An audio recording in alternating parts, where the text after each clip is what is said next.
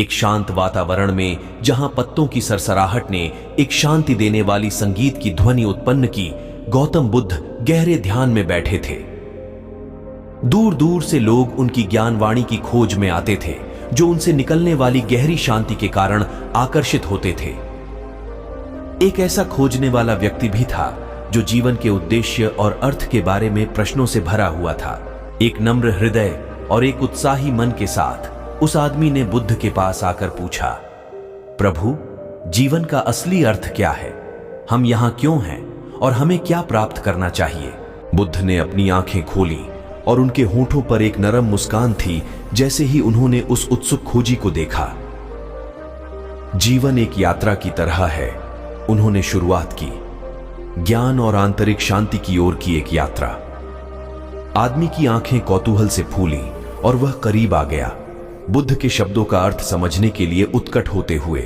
बुद्ध ने जारी रखा, जैसे ही एक यात्री यात्रा के दौरान विभिन्न दृश्य और चुनौतियों का सामना करता है, हमें भी जीवन में खुशियों और दुखों, विजयों और पराजयों का सामना करना पड़ता है।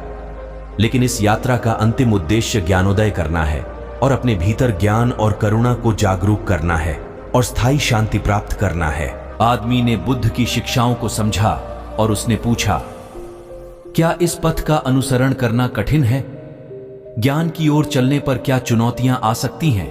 बुद्ध का आत्मा संतुलित रहा जब उन्होंने उत्तर दिया, ज्ञान की ओर पहुंचना पहले में भारी लग सकता है, क्योंकि इसके लिए निष्ठा, सचेतता और संगीतबद्धता की आवश्यकता होती है। यह हमें अपने आत्मा की गहरी समझ और आसपास की दुनिया को जानने की आवश्यकता है। अपने विचारों, वाणी और कर्मों को सत्य और धर्म से मिलाना है। आदमी ने बुद्ध के शब्दों को ध्यान से सुना और अपने अंदर एक स्पष्टता और दिशा की भावना महसूस की। नम्रता के साथ उसने पूछा, इस पथ का अनुसरण करना क्या मुश्किल है? ज्ञान की यात्रा में कौन कौन सी चुनौतियां आ सकती हैं? जैसे ही बुद्ध शांत स्वर में जारी रहे, ज्ञान की ओर यात्रा पहले में चुनौतीपूर्ण लग सकती है, क्योंकि यह निष्ठा, सचेतता और संगीतबद्धता की आवश्यकता है। यह हमें हमारी गलतियों और भ्रमों का सामना करने की तैयारी करने की जरूरत होती है। आदमी ने गहरी नमस्कार किया, उसकी आंखों में कृतज्ञता चमक रही थी। धन्यवाद प्रभु, आपके ज्ञान और मार्गदर्शन के लिए। मैं सत्यता और भक्ति के साथ इस पथ की ओर चलने का प्रयास करूंगा।